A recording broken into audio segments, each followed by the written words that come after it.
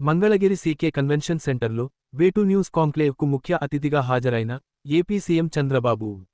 ఏపీలో ప్రస్తుత పరిస్థితి, భవిష్యత్తుపై జరిగిన చర్చలో పాల్గొన్న సీఎం మాట్లాడుతూ, విజన్ రూపకల్పన చేయడమే కాదు, దాన్ని సాధ్యం చేసే దిశగా పని చేస్తున్నాం. ప్రతి ఏడాదికి ముందుగా ప్రణాళికలు రూపొందించుకున్నాం.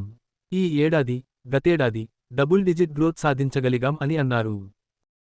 ఒకటి స్టేట్ సమాజం, రెండోది రాజకీయ ప్రయోజనాలు. భారతదేశంలో సంక్షేమం, అభివృద్ధి పేర్లగా తీసుకుపోవాల్సిన అవసరం ఉంది. ఒకదాన్ని వదిలిపెడితే ఇంకోటి చేయలేం. అందుకే నేను ఆలోచించింది సూపర్ 6 చెప్పాం. ఈ రోజు చెప్పిన మాట ప్రకారం సూపర్ 6 ఇచ్చాం. అభివృద్ధి కోసం వినూత్నంగా ఆలోచించాం. అందుకే క్యాపిటల్ ఎక్స్పెండిచర్ తగ్గలేదు, క్యాపిటల్ ఎక్స్పెండిచర్ పెంచాం.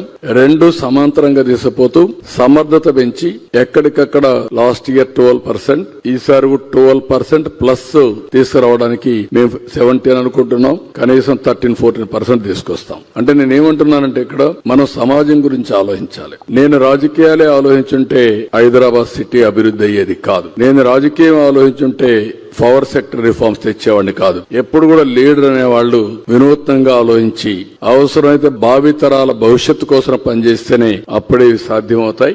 అందుకే ఒకప్పుడు తీసుకున్న నిర్ణయాలన్నీ ఈ రోజు ఫలితాలు వచ్చాయి. మీరు చెప్పిన దాని ప్రకారం 95లో నేను సీఎం అయి చాలా కఠిన నిర్ణయాలు తీసుకున్నాను. 99లో మళ్ళా గెలిపించారు. 2004లో నన్నెవరూ ఓడించలేదు.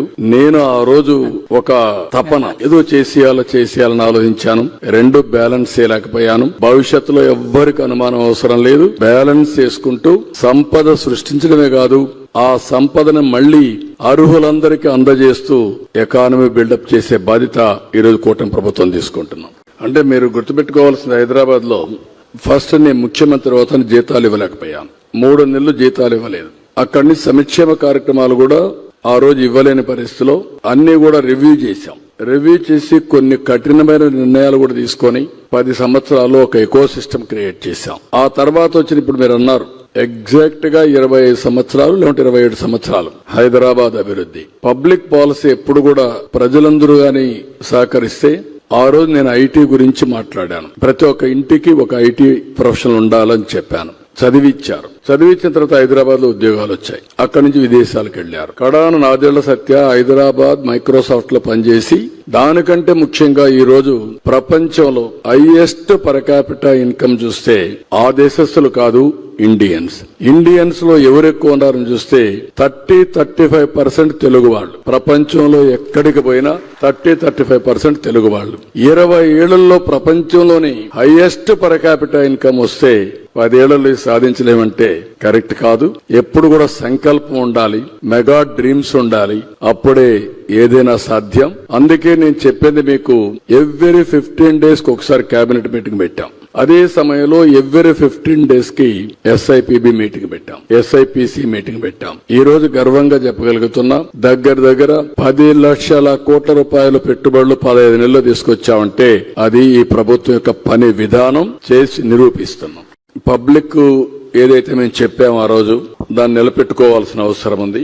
అదే మరిగా అభివృద్ధి కూడా ప్యారల్ గా తీసుకెళ్లాలి. అందుకే అభివృద్ధికి నిధుల కొరత లేకుండా అనేకమైనటువంటి వినూత్న కార్యక్రమాలు ఆలోచిస్తున్నాం. ఈ రోజు PPP మోడల్స్ ఉన్నాయి. ప్రపంచం మొత్తం ఫాలో అయ్యేది PPP మోడల్సే ఫాలో అవుతున్నారు. ఒక ఎయిర్పోర్ట్, ఒక పోర్ట్, ఒక రోడ్, ఒక టెలికాం, ఒక పవర్, ఒక కాలేజ్, అన్నిట్లో. దీనివల్ల 2 విధాల లాభం ఏంటంటే సంపద సృష్టించబడుతుంది, ప్రజలకు మెరుగైన వస్తువులు వస్తాయి, ప్రభుత్వానికి ఆదాయం పెరుగుతుంది. పెరిగిన ఆదాయాన్ని మళ్లీ సంక్షేమ కార్యక్రమాలు ఖర్చు పెట్టే పరిస్థితి వస్తుంది. అందుకే ఒకప్పుడు ఈజ్ ఆఫ్ డూయింగ్ బిజినెస్ అన్నాం, ఇప్పుడు స్పీడ్ ఆఫ్ డూయింగ్ బిజినెస్ గురించి మాట్లాడుతున్నాం. ఎవరైనా ఒక్కసారి అప్లికేషన్ పెడితే 100% అన్ని క్లియరెన్సెస్ అన్ని ఇచ్చే బాధ్యత తీసుకుంటున్నాం. అదే మరిగా రాబోయే రోజుల్లో అవసరమైతే ఎవరైతే పెట్టుబడులు పెడతారో వాళ్ళు పెట్టుబడులు పెట్టిన తర్వాత వాళ్ళు కట్టే ట్యాక్స్ నుంచే వాళ్ళకి ఇవ్వాల్సిన ఇన్సెంటివ్స్ ఇస్తాం. ఆదాయం వస్తుంది, ఆదాయం నుంచే వాళ్ళకు మళ్లీ ఇస్తాం. కొంత ఆదాయం మనకు డబ్బులు మిగిలే పరిస్థితి వస్తుంది. ఇలాంటి వినూత్నమైన మోడల్స్ అన్ని మాస్టరైజ్ చేస్తున్నాం. నాకు ఏ మాత్రం అనుమానం లేదు, మీరే చూడబోతున్నారు. ఇవన్నీ చేస్తాం. ఇప్పుడు టెక్నాలజీ ఒక హ్యాండీగా తయారైంది.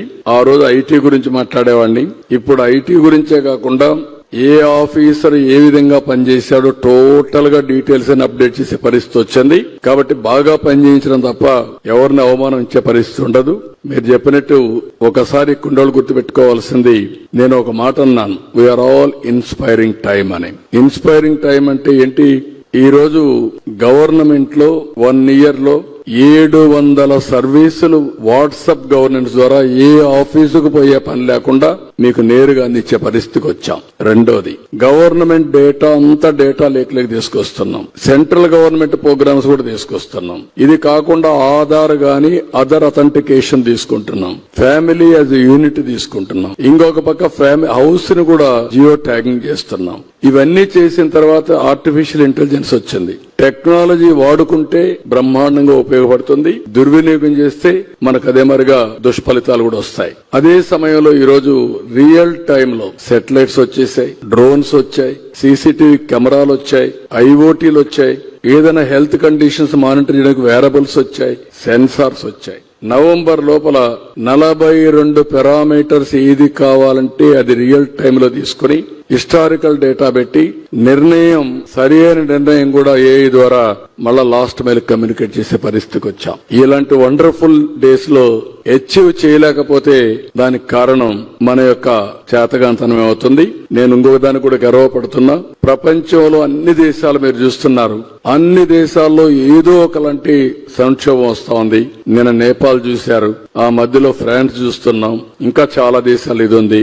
కానీ సుస్థిరతకు మారుపేరు ఒక్క భారతదేశమే, నాయకత్వానికి కూడా మారుపేరు భారతదేశం. నేను ఆ రోజు హైదరాబాద్ ని అభివృద్ధి చేశాను, విజయవాడ మీద కూడా ఫోకస్ చేశాను, విశాఖపట్నం ఫోకస్ చేశాను, తిరుపతి, వరంగల్ 5 రీజనల్ సెంటర్ కూడా ఫోకస్ చేశాం. హైదరాబాద్ అభివృద్ధి అయింది. దానికి కారణం ఇన్ఫ్రాస్ట్రక్చర్ గాని అక్కడ ఉండే పరిస్థితులు గాని ఒక సిటీలోనే వస్తాయి, ఎక్కడైనా సరే. ఇప్పుడు మీరు చూస్తే కర్ణాటక బెంగళూరు వచ్చింది, లేకపోతే చెన్నై తమిళనాడుకు వచ్చింది, హైదరాబాద్ తెలంగాణలో ఉంది.